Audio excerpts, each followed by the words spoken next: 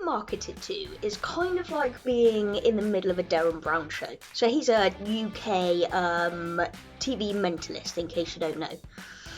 But in his show, he convinces people to do things, and he puts false memories in people's heads just by really subtle and specific choices of words. This is kind of like what marketing does to us. So today is all about how adverts use really specific words to put into our heads what we think we want. Now this dude here is clearly some sort of model or bodybuilder. I mean, he is stacked. This is a very specific shape of a person, which takes a lot of effort, restriction, and generally missing out on a lot of life. Yet, he still describes it as the best shape of his life, and without question we believe the sentence. The choice of words leaves no room for any explanation of what he had to give up to get to that shape. We're often given no facts other than how much weight a person's lost, and then told that this loss has made them a better person somehow.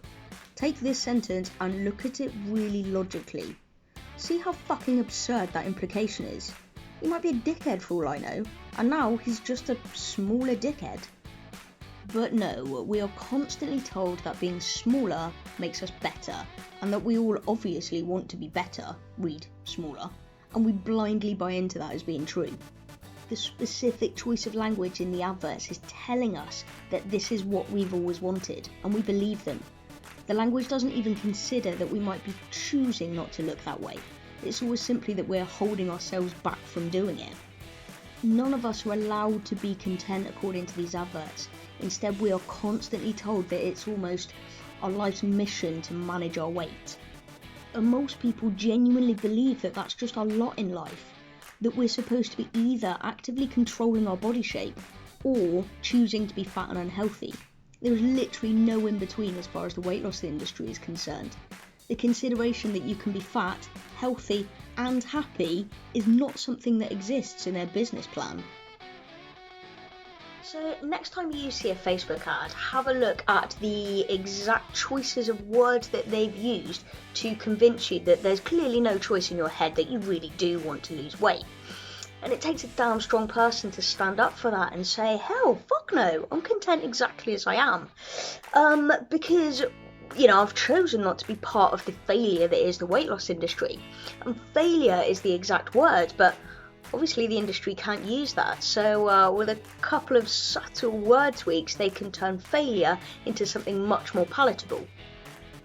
Not only does this advert assume that there is only one shape which is good, but also that it's going to be a struggle and a challenge to reach that shape. No mention of the system not working, just the struggle.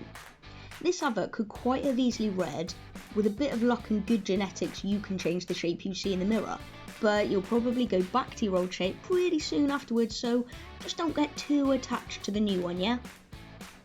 On the whole, the weight loss struggle has just ceased to be a struggle for me. Because rather than judging my worth by the scales, I instead judge myself by how much respect I pay to myself and my body, and by what food I choose to eat. Because my body shape, I know, is based on many more factors than the weight loss industry would have you believe. But if I don't believe I need to be punished for my body shape or for what I choose to eat, I probably wouldn't buy into the weight loss industry bullshit, would I?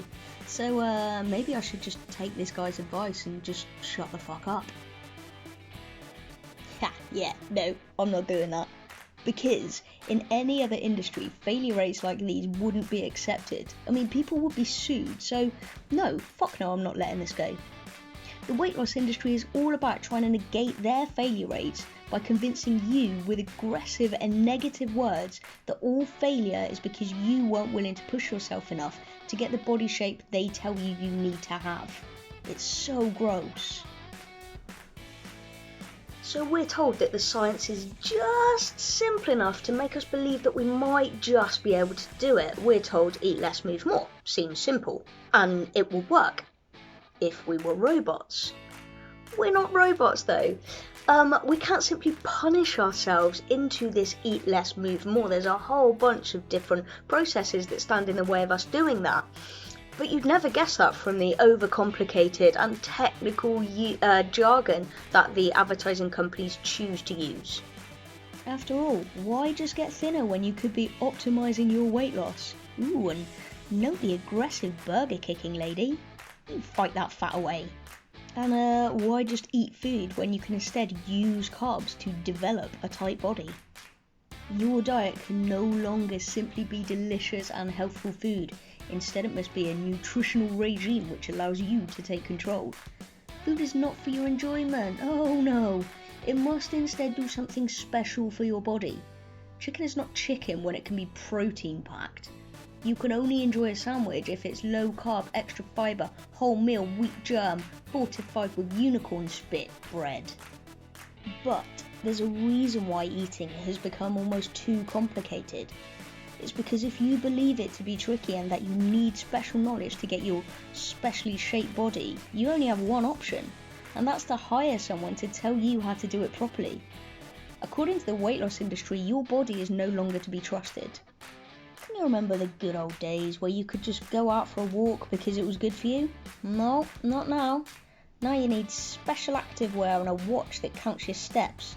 It's no longer acceptable to stop when you're tired. Instead, you can only stop after you complete a specific number of steps. And it doesn't matter that that number has no scientific basis whatsoever and was just plucked from the air because it's an easy number to remember. Any language which makes you feel overwhelmed, out of control, and that you need special things to do what's actually a very simple job of moving well and feeding yourself is all good in a weight loss industry's mind. Like this here. The 6 things you need to know about heart rate training. Now, unless you're a professional athlete or coach, there is nothing you need to know about heart rate training. Trust me. Even if you want to get thinner, knowing this stuff will not help you. But the language they choose convinces you that you need to. And the big secret that the weight loss industry is hiding from you is that we're not robots, and we have much less control over our body shape than these adverts would have us believe. But none of this matters as long as we can be convinced of 4 things. 1, that we want to be thinner. 2, that if we're not trying to be thinner, then we're doing nothing and we're happy to be unhealthy. 3, that being thinner is hard work. And 4, that being thinner is complicated. So next time you see a weight loss advert, have a look and try and decide which of these 4 things the advert is trying to convince you of. And then look at it with logic and realise how truly ridiculous all of these messages are. So why not check out my YouTube channel, The Anti-Fitness Project, to catch up on the rest of these episodes, or the Anti-Fitness Project Facebook page, which will give you the rest of the episodes and bunches more information as well. Or, hell, why not even come join me in my Facebook group, The Anti-Fitness Alliance? We'll see you there.